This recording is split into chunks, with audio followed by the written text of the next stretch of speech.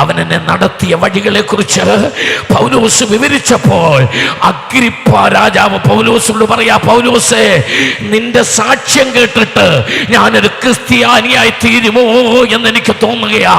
എന്താ ക്രിസ്ത്യാനിയുടെ പ്രത്യേകത?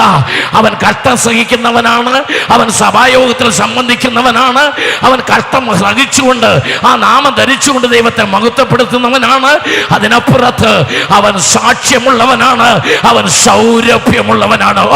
ഒന്ന് നല്ലപോലെ ദൈവത്തെ സ്തുതിച്ചാട്ട് ഇന്ന് രാത്രി പറ, സകല ഭക്തന്മാരുമായുള്ളവരെ വന്ന് കേൾപ്പി, എന്റെ പ്രാണന് വേണ്ടി അവൻ ചെയ്തത് എന്താ? ആരും അറിയാതിരുന്ന എന്നെ, ആർക്കും വേണ്ടാതിരുന്ന എന്നെ, എല്ലാവരും തള്ളിക്കളഞ്ഞ് എന്നെ, പാർശ്വവൽക്കരിക്കപ്പെട്ട എന്നെ, ഒറ്റപ്പെടുത്തി എന്നെ ഒരു സുവിശേഷകനാക്കി മാറ്റിയത്.